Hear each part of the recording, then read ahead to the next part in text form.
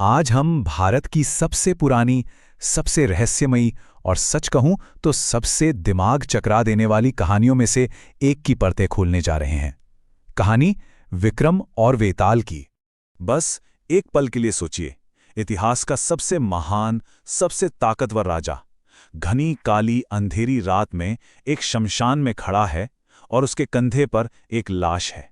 सवाल सिर्फ एक है, आखिर क्यों? ये कोई मामूली सवाल नहीं है, बल्कि ये उस रहस्य की पहली कड़ी है जिसने हजारों सालों से लोगों को हैरान कर रखा है। जी हाँ, हम बात कर रहे हैं महान राजा विक्रमादित्य की।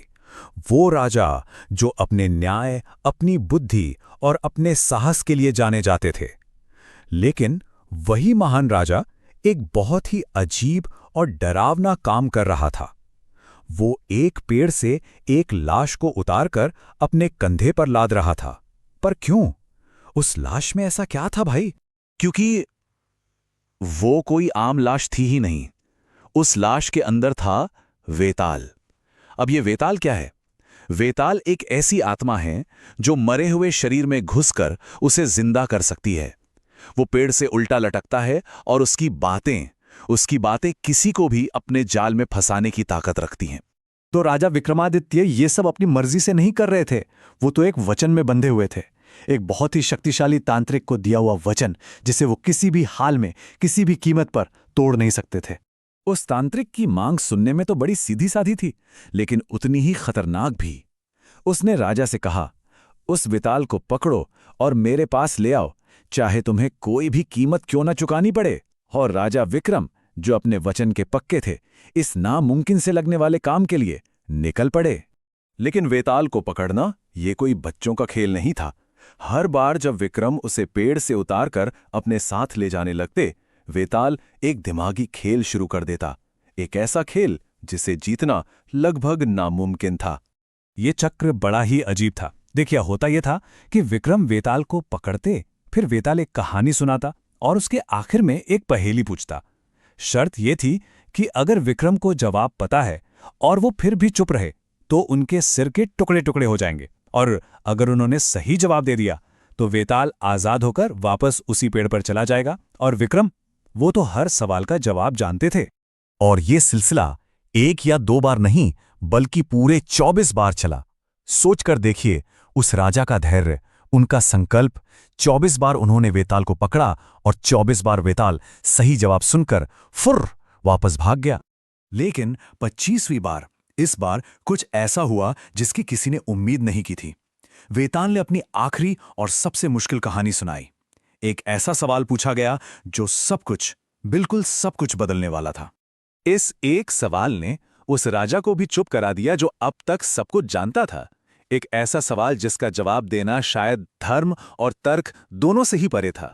वेताल ने पूछा, एक युद्ध के बाद एक पिता और बेटे ने एक रानी और राजकुमारी को बचाया। बेटे ने रानी से शादी कर ली और पिता ने राजकुमारी से। अब बाद में दोनों के यहां बच्चे हुए, तो उन दोनों नए जन्मे बच्चों का आपस में क्या रिश्ता होगा? इस सवाल ने राजा विक्रम को निशब्द कर दिया, एकदम खामोश। वो समझ गए कि कोई भी जवाब इस उलझे हुए रिश्ते को सही से बता ही नहीं सकता, और पहली बार वो चुप रह गए। और जानते हैं क्या हुआ? उनकी यही चुप्पी उस श्राप को तोड़ देती है और वेताल हमेशा के लिए उनके वश में आ जाता है। अब जब वेताल पूरी तरह से विक्रम के काबू में था, तो उसने रास्ते में उस तांत्रिक का असली भयानक राज खोला।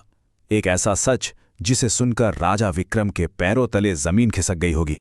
वेताल ने बताया कि तांत्रिक का असली मकसद कभी वेताल को हासिल करना था ही नहीं। वेताल तो बस एक चारा था, एक मोहरा। असली खेल तो कुछ और ही था। उस तांत्रिक को अमर होने के लिए एक खास तरह की बलि की जरूरत थी, एक ऐसी बलि जो उसे दुनिया का सबसे शक्तिशाली इंसान बना सकती थी। उसे एक सर्वज्ञानी इंसान की बलि चाहिए थी, एक ऐसा इंसान जिसने वेताल की सभी 24 पहेलियों का सही सही जवाब देकर यह साबित कर दिया हो कि उसकी बुद्धि का कोई मुकाबला नहीं है। और वो इंसान, वो कोई और नहीं बल्कि खुद राजा विक्रमादित्य थे। तांत्रिक का ये पूरा जाल, ये पूरी मेहनत विक्रम को फंसाकर उनकी ही बलि चढ़ाने के लिए थी, ताकि वो अमर हो सके। लेकिन अब पासा पलट चुका था।